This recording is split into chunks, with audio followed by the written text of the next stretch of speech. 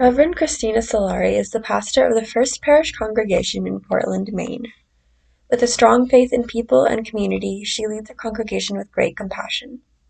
She brings to us a Unitarian Universalist perspective in embracing our theological differences. I'm wondering what your call to ministry was like.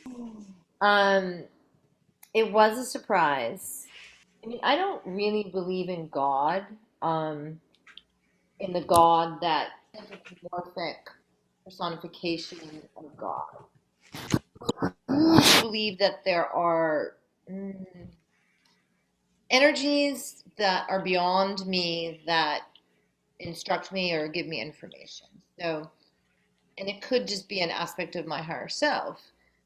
But I've had too many experiences where an outside energy has come in and given me information that doesn't feel like it's coming from me. So when I was, I guess about 20 years ago, I had a very simple life.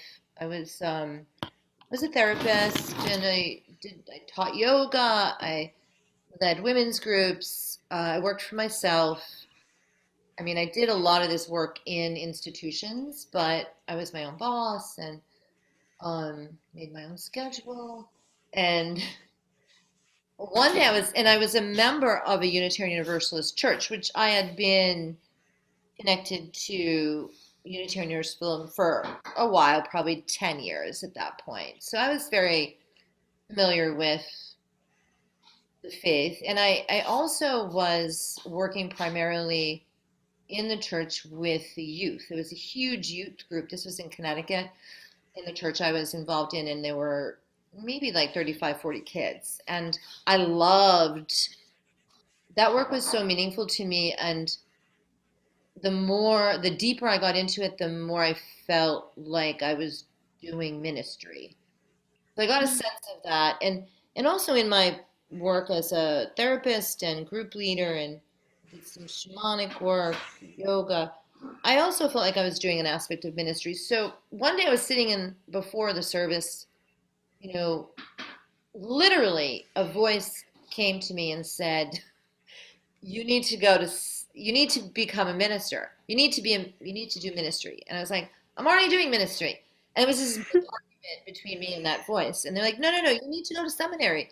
You need to like be up there and be preaching and doing all, do all this." And I was like, so 5 years later, I started in seminary. So I resisted it for literally 5 years because I knew the minister that my minister at the time was not, it wasn't that she wasn't supportive. She was giving me a reality check on what life was going to be like Hmm. and how hard the process was to become a minister.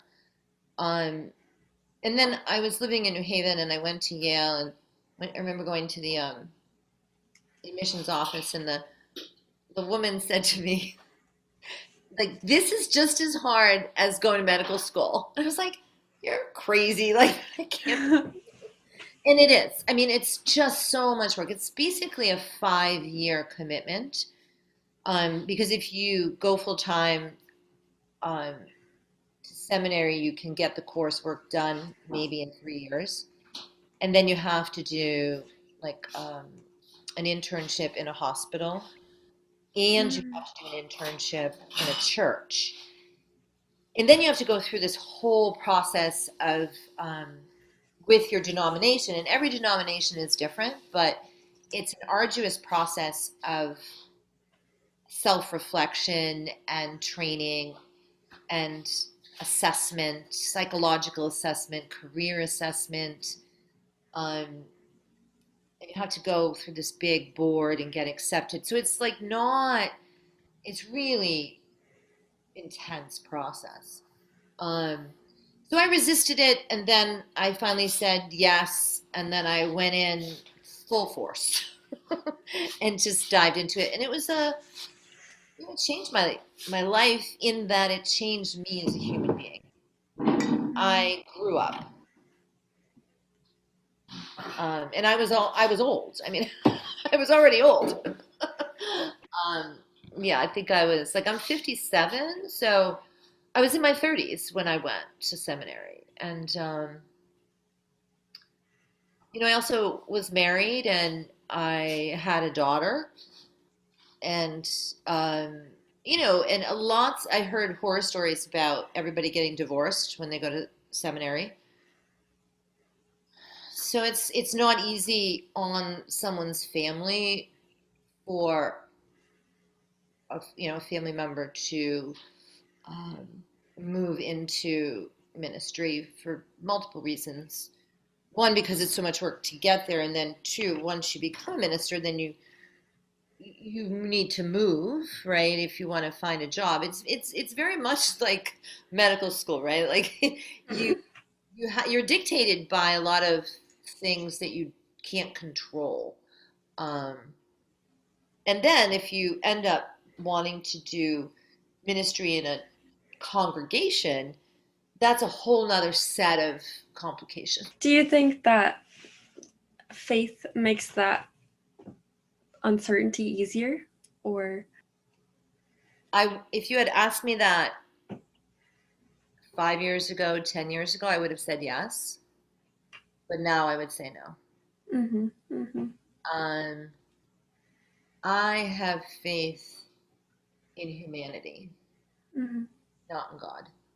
I have faith in relationships and people's ability to connect to each other, to their own deepest self, to the earth, and that's why I feel that community is so important, and that's what a congregation provides for people is a deep sense of community and a way, a vehicle to do whatever work they want to do, whether it's their own spiritual work or they want to do, be connected to people and not feel alone, or they want to do justice work. Um, so yeah, it's more than faith. It's not faith in God. It is faith, but not faith in God for me. mm-hmm. And for a lot of Unitarian Universalists, I would say. Now, if you're talking to Christians, you're going to get different, or any of the monotheistic faiths. You know, colleagues that are, although it depends. It really depends. I mean, I know rabbis and imams that feel the same way as I do. So it isn't just Unitarian Universalists. I think it, but I tend to hang out with other clergy that are more open-minded and not so dogmatic. Mm-hmm. Yeah, yeah. Because Unitarian Universalism has no creed and no dogma. Mm-hmm. It only has value. It's a value-based faith, and people don't understand how you can be a religious person or a person of faith and be an atheist or agnostic, but you can. Mm-hmm. Mm-hmm. What is that like having a congregation where people believe so many different things? It's so hard. I mean, it's really it's in some ways it's fascinating and refreshing because it keeps everybody else thinking. If people are expressing their beliefs or their truths or ideas about, all of the big subjects like um, God and death and sin and love. I mean, then you grow from not being the same. Mm-hmm. So I think people in our congregations really appreciate the theological diversity, but for ministers it's hard because I mean I was in the church that I was in Connecticut where I was the youth advisor. You couldn't say the word church or God, Mm-hmm. and there were so many like religious humanists, which is kind of its own little theological framework. They just didn't want us to say the word God ever. Mm-hmm. So the minister never did. And then there was the sort of wounded Catholics Mhm. who didn't like the word church. Um, so that feels not okay because, and there's a lot of congregations like that in our denomination. I say the word God, I say the word church, I say all words. And I think that my congregation is so theologically diverse. There's, Buddhists and Christians and atheists and agnostics and pagans and shamans and Quakers and um, there's some people that were brought up with Islam and Judaism, and why it's hard for me is that I don't want to ever offend anybody. Mhm. Mhm. So I can't talk about God too much, but if I never mention Jesus, then all the Christians get upset. Mhm. So Mhm. it's just sort of navigating the balance of, and then even within that, if I do too many services that are spiritual or psycho spiritual, where I talk about emotional processes, or then people get upset that I'm not doing enough justice, speaking about justice. Or if I do too many justice services, people are craving the theological, more spiritual stuff. So it's not just a balance of theology, it's a balance of how much theology do I lift up, how much justice do I lift up, how much history. Like some people in our congregations just like, oh, that was a good talk. Like I'm giving a lecture of some sort. Mhm. You know, Mhm. different than Christian ministers who preach with the lectionary, where they go through the Bible verses and preach about different Bible verses every week. We don't do that. I think one of the values of Unitarian Universalism is that we're all searching for truth, and nobody knows what that is. And like to really be a UU, you have to really understand that. Mhm. So if you were like really attached to a particular theological framework, you wouldn't be happy in our church. Like, I know that people have come to Unitarian Universalist congregations who are really Christian, really Buddhist, or super like humanist, and they won't. Anybody that has this really dogmatic approach to theology is not going to be happy in our church because they're going to get they're going to get triggered too much, not necessarily even by the minister, but by the people that are sitting next to them. Mhm. Mhm. And I it is see. a skill that we have, some of us as UU ministers, that especially in not all UU congregations are as diverse as the one I serve. Some lean towards Christianity, some lean like the one in Connecticut was very humanist. Um, Mhm. and so they liked Buddhist reflections, but you couldn't really talk about Jesus. And that's something that I think so many people have been harmed by Christianity that end up coming to UU congregations. And I feel like one of my jobs over the years has been to help people heal from their Christian wounds. Mhm. I'm actually Mhm. working on a book right now of sermons that I've written, and they're all about Jesus. And Mhm. every time I preach a sermon about Jesus, people say to me, "Wow, like I feel like like I've done some healing around Jesus," and they become more open to him from what I have to say. And I'm working with an editor right now, and she just feels that like people really need to read what I've written about Jesus because I guess it could be considered a little bit blasphemous, um, but that's okay. Yeah, yeah. Yeah, that's amazing. It's really interesting to me. I think the Unitarian Universalist Church is so like amazing to me because I grew up going to Zen Buddhist temple sometimes, going to church sometimes, and it felt like both didn't really have room for the other one.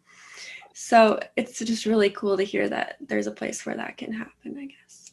Yeah. I mean, right now we've got, we're doing our services on Zoom, but for about, I don't know, about 2 months now, the first 10 minutes of the before the service starts, if you're on Zoom, maybe it's not 10, like 7 minutes, 7, 8 minutes, we play these Tibetan bells. Hmm.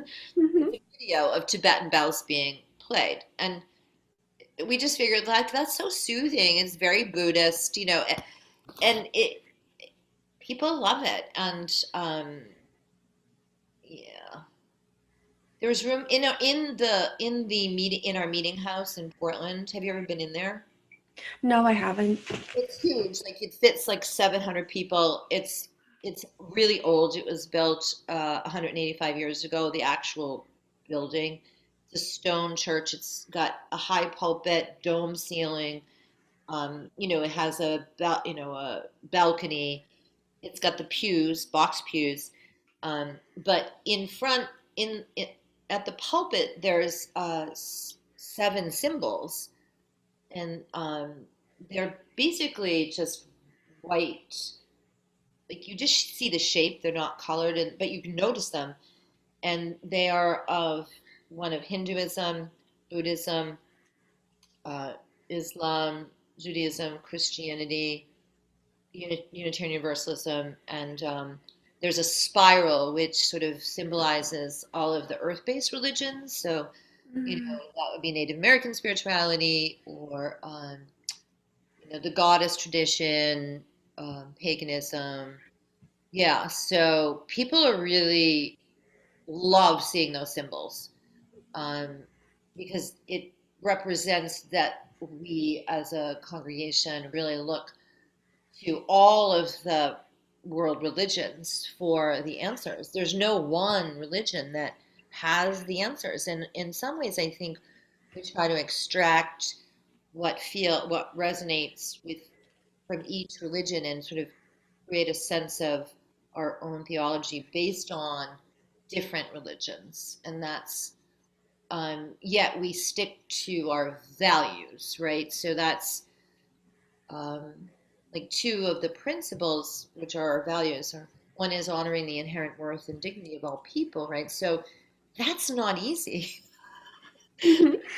It's hard to honor the worth and dignity of people that you really disagree with or who have harmed you, or, people making decisions, politicians and all.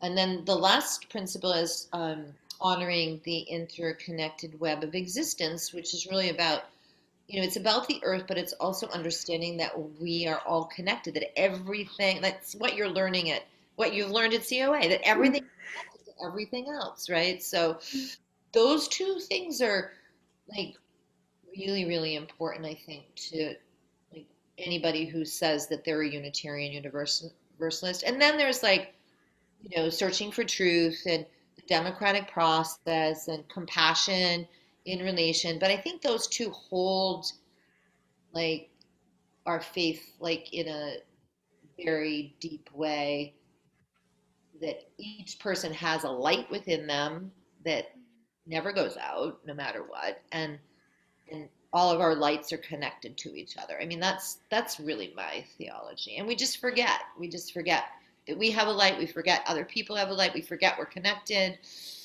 Yeah. I really like that. That sounds to me like I mean just being in the Christian faith as the Holy Spirit or I'm super curious about water communion, about what that is. Oh, yeah. Well, it started at a women's convocation. I don't know if it was in the 70s or the 80s. Um, by the time I ended up going to congregations, everybody had their water communion, and it, there's so much. like privilege wrapped up in this, um, which is why I've stopped doing it. Mm. Or I do it differently. So it's sort of like, okay, we were away from each other for this summer, but it Mm. always happens in the fall, September. And we're coming back together. Well, why are we away from church in the summer to begin with is an interesting question. Right? Because the Unitarians specifically were very wealthy people, and they had went to their summer houses and stopped going to church in the summer. Mm. Um, so that's a little bit, and this is New England. A lot of this is you know, New England based, which is where Unitarian and Universalism really emerged in the United States. If you go out west, Midwest, West Coast, South, they have church all year round. They don't even think about not having church in the summer. So New England is still stuck in this mode of not doing church in the summer. So then you come back, and the women that created it, it was because they wanted a way to honor the earth. And it came about with the addition of that seventh principle I mentioned, the interconnected web. Okay, so the intention behind it was very, very good. But what ended up happening, people would come back from their summer vacation and bring water from someplace they've been, come Mm. to the worship service with that water in a jar or whatever, and announce to the congregation where the water is from and Mm. pour it in one big vessel. And it felt like it was like the service felt to me like bragging about who had the most exotic summer or who went to the interesting place. And then you've got all these, like the other interesting thing about First Parish is because it's an urban church, and it didn't used to be like this, but the socioeconomics of the members of the church. We have people that are homeless that are members of the congregation, and then we have really wealthy people. So there's this like huge, long, like diversity of economics in the congregation. So you've got people that like were stuck in Portland the entire summer, who like, oh, this water's from like my sink, Mhm. and then you get Mhm. people saying they went to Hawaii. So I just felt like the whole thing was just this awful uh, way of kind of, uh, and then we should not be moving water from all of the microbes and bacteria in water from one place in the world to another. Mhm. So that was like another ecological thing that like didn't jive with me. So I stopped doing that water communion. Now every year I just preach about water and how important it is as an Mm. element. And it could be about, sometimes I'll talk about it on a very physical level, or talk about how water can carry memory. So I talk about different aspects of water. One year sometimes I'll bless people with water because I do feel like water is sacred. And so I'll do this whole like fun thing where I'll have the children come and help me pour like essential oils into the water and like um but we don't do that ritual anymore where everybody brings their water. Mhm. I Mhm. think it was just it didn't feel okay to me. Mhm. Mhm. Yeah, I really like that talking about water in general. My dream is to mix theology and spirituality with ocean conservation. Mm. So I'm curious if your congregation has some kind of like relationship with the ocean or some kind of spiritual connection to the water systems. No, we don't. I do though. Uh-huh. Uh-huh. I, I another sort of piece of what I do, which I do share with the congregation, is I do a lot of shamanic work and goddess work. And like tonight, I have what I call it's just a journey group where um, a group of people get together once a month and we go on journeys with the purpose of healing the earth. And so we may use water in those journeys.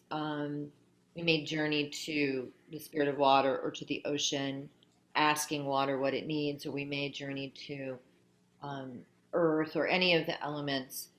And those people are all part of the church. So it's sort of like there's these groups who are really interested in that type of stuff. I did a huge ritual on the beach. It was like right before COVID. Mm. It was one of the solstices or equinoxes, but did this. We went to invited people to do a water ritual on the beach in Cape Elizabeth, and it was really amazing. I mean, there were like, probably 40 people showed up, and we were in circle, and it was very, uh, we blessed the ocean, we blessed ourselves, we sent our prayers into the ocean, we used sound, some people brought crystal bowls, we were drumming, we used that and our voices to um, heal and bless the waters. So Mm. yeah, so I mean, and there are a lot of Unitarian Universalists who resonate with that type of spirituality. It's just not all of them, So maybe uh, I don't know what percentage it would be, but enough that there's a desire to do activities like that. I would say. Um, Mm. I mean, it's interesting. Well, it's interesting. Like a lot of the staff at First Parish have been since COVID started. Whenever we're outside at any body of water, we will videotape it with our phone. Mm. I live near the Presumsket River. I go to the beach a lot, and sometimes I'll just take a video of the water pictures. And our music director, of course, we've been having to do everything on Zoom. He'll find a piece of music or he'll play something and he'll create a video with all this water imagery. I'm just Mm. realizing that now. So, like, Yeah. I think like a lot of our services actually have a lot of ocean um, in them Hmm. right now because of Zoom. So Mm. and people really really love it. So I mean, I think if I said to my congregation, we're going to have church on the beach, they would all I mean, if as long as they could get there. Like some people wouldn't because they don't have cars and they're just walking from wherever they live downtown. And then there's the older folks who can't drive and all that. But I bet a lot of people would actually show up for church on the beach. Hmm. Yeah. Yeah. I'd imagine. I think that that is very true. Hmm. Yeah. That's awesome. Yeah, I really like the idea of spirituality as appreciation and wonder and awe translated into like conservation. Just Well, yeah, I mean, it's the embodiment of it. Uh, mm-hmm. I mean, I think one thing that we as Americans and we as Unitarian Universalists tend to be is in our heads, not um, not embodied. And Unitarianism began in people's brains, not in people's bodies. And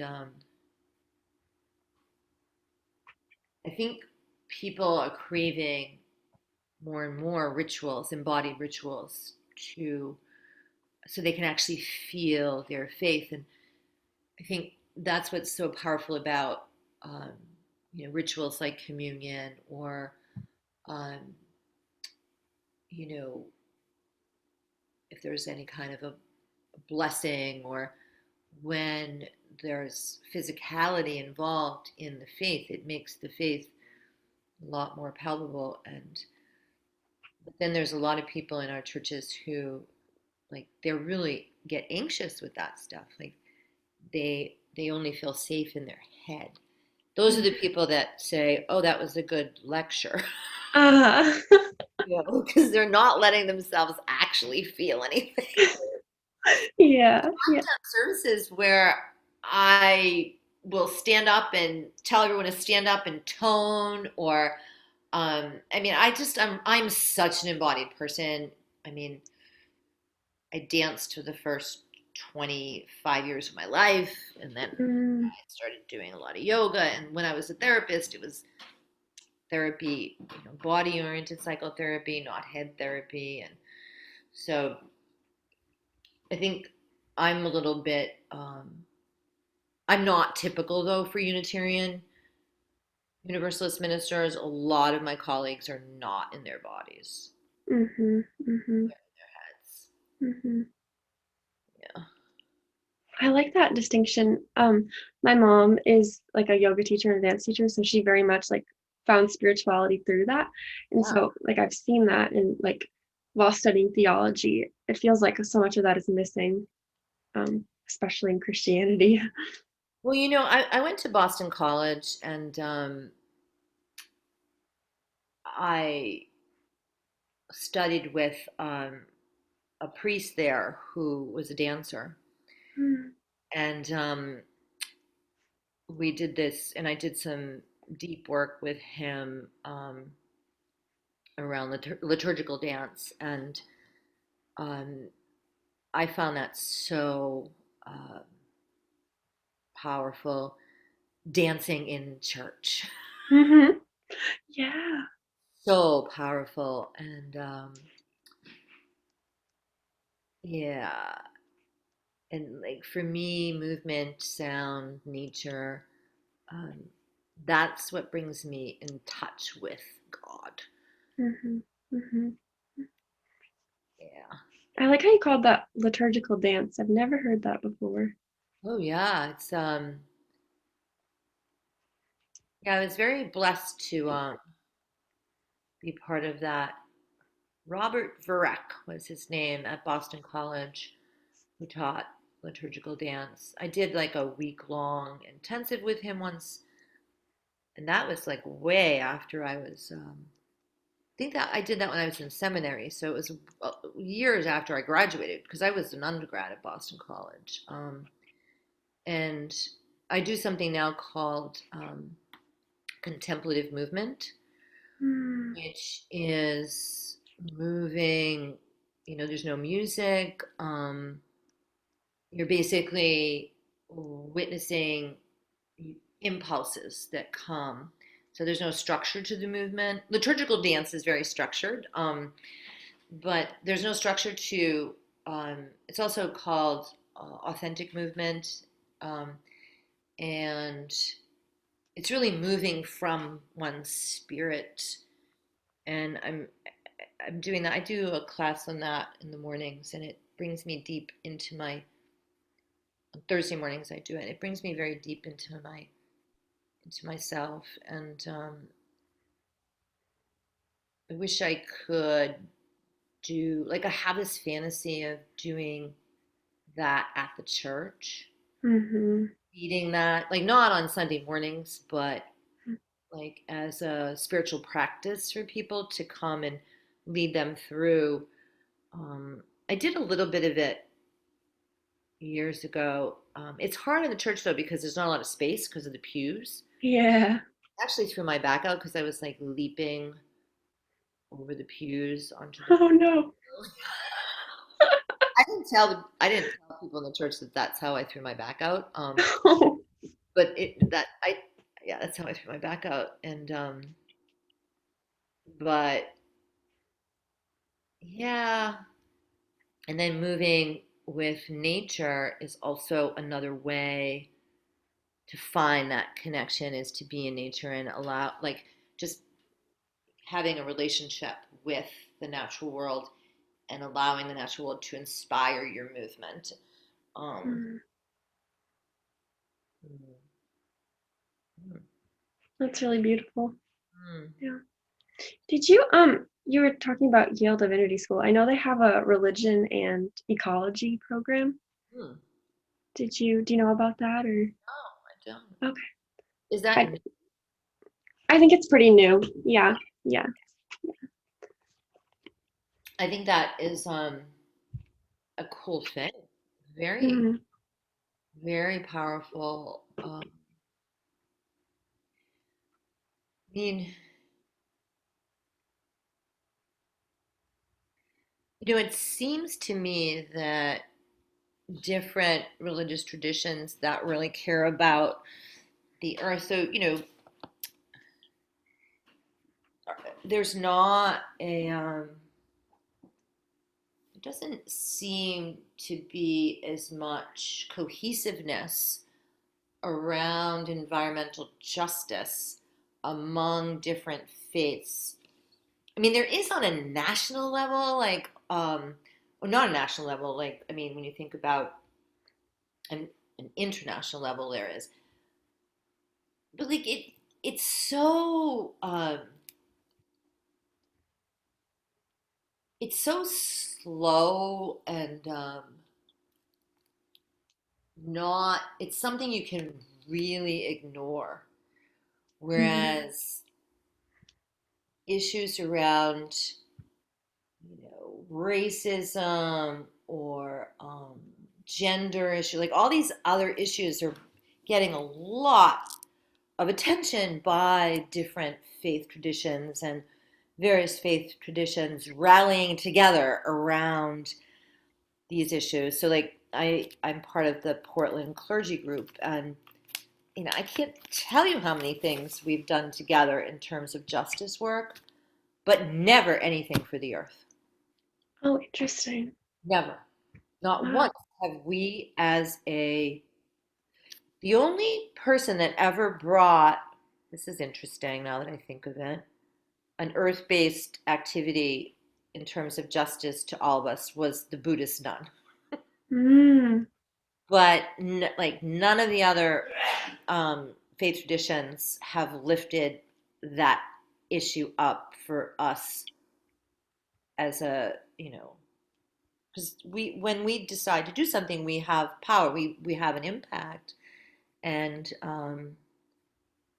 we even have gotten arrested together for various issues, and we haven't, like the whole CMP corridor. I mean, there's so many things that we could have rallied together with, and we don't. Mm. Interesting. I know. Mhm. Mhm. So I like Wow. the idea of religion and ecology as a focus for, Mhm. going forward. Um, yeah. And I wonder if there's like a climate. I've also been to like gatherings around an issue that bring together all different faiths. Mm. And I mean, I did go to the climate march. Was that what was it called? In New York or Washington? I mean, I did go there. I mean, that's not like marches and rallies don't really make anything happen. They don't. Um, they make people feel good about they've done something, and they do bring attention for a short time to something, but that's not the real work. Yeah. Yeah. Not the real work. Mhm. Interesting. Well, I have one last question, and I've been asking it to each different minister from different denominations, and there's been different answers. So, the question is if you believe in miracles, and if so, what is your definition of one? Mm. I do believe in miracles. Mm. Um,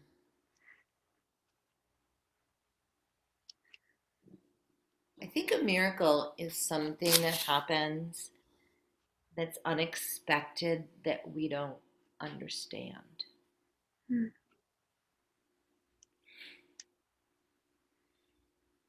I think that